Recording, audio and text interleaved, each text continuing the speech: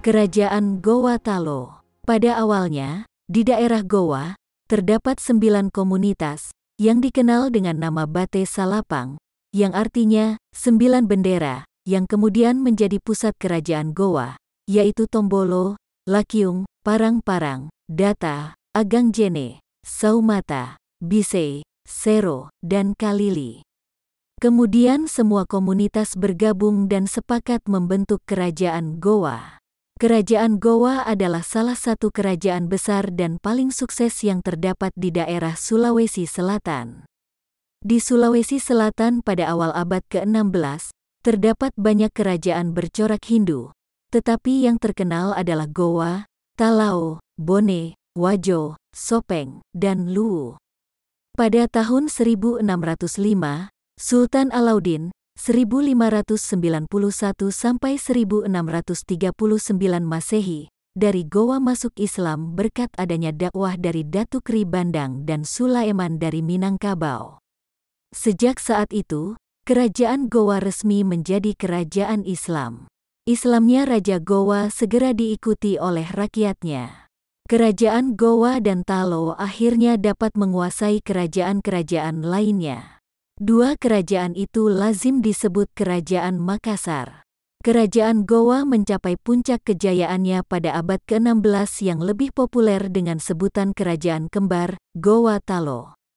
Dua kerajaan telah menyatakan ikrar bersama, yang terkenal dalam peribahasa, Rua Karaengna Sekreata, yang artinya, dua raja tetapi satu rakyat. Oleh karena itu, kesatuan dua kerajaan itu disebut Kerajaan Makassar. Dari Makassar, agama Islam disebarkan ke berbagai daerah, bahkan sampai ke Kalimantan Timur, Nusa Tenggara Barat, dan Nusa Tenggara Timur. Pada pertengahan abad ke-17, Makassar atau Gowa berada pada puncak kejayaannya. Pada masa itu, dapat dikatakan bahwa hampir seluruh daerah di Indonesia bagian timur mulai Pulau Sangir Talaut sebelah utara, Kutai di bagian barat, serta daerah Marege, Australia di bagian selatan, sudah merasakan pengaruh kekuasaan Kerajaan Gowa. Pemerintahan Kerajaan Gowa mencapai puncaknya terutama di bawah pemerintahan Manuntungi Daeng Matola Karaeng Ujung Karaeng Lakyung Sultan Malikul Said, 1639 sampai 1653 Masehi, atau lebih dikenal Sultan Maliku Said 1639 sampai 1653 Masehi. Kekuasaan dan pengaruh Kerajaan Gowa makin luas meliputi seluruh wilayah Sulawesi Selatan, bahkan kawasan timur Indonesia.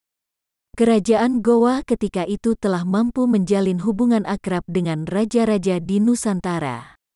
Tidak hanya itu, bahkan Gowa juga menjalin hubungan internasional dengan raja-raja dan pembesar dari negara luar, seperti Raja Inggris, Raja Kastilia di Spanyol, Raja Portugis, Raja Muda Portugis di Gowa, India, Gubernur Spanyol dan Mufti Besar Arabia. Setelah memerintah Kerajaan Gowa selama 16 tahun, tanggal 5 November tahun 1653, Sultan Maliku Said wafat. Beliau digantikan oleh puteranya I Malombasi Daeng Matawang Sultan Hasanuddin yang menjadi Raja Gowa ke-16, 1654 sampai 1660 Masehi, atau yang lebih dikenal dengan Sultan Hasanuddin.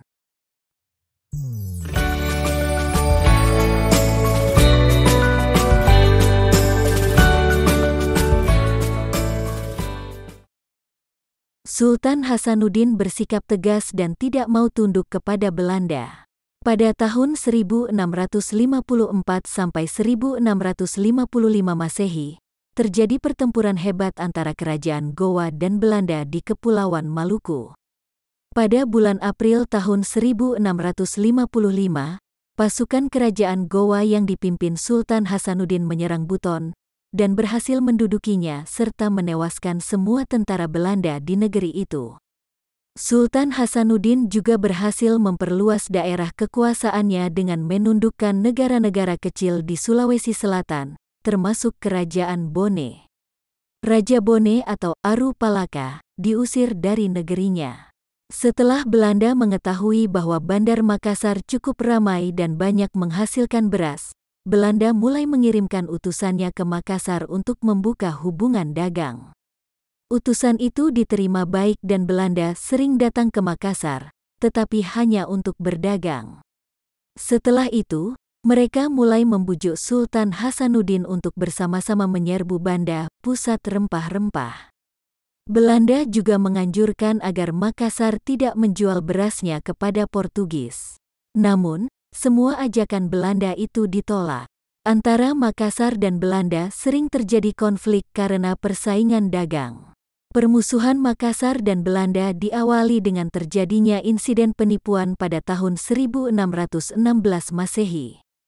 Saat itu, para pembesar Makassar diundang untuk suatu perjamuan di atas kapal VOC. Tetapi ternyata mereka dilucuti sehingga terjadilah perkelahian seru yang menimbulkan banyak korban di pihak Makassar. Sejak itu, orang-orang Makassar membenci Belanda.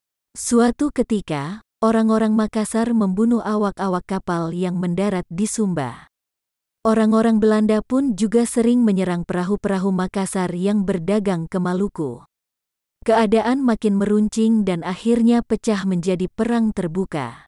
Dalam peperangan tersebut, Belanda sering mengalami kesulitan dalam menundukkan Makassar sehingga Belanda memperalat Aru Palaka atau Raja Bone untuk mengalahkan Makassar.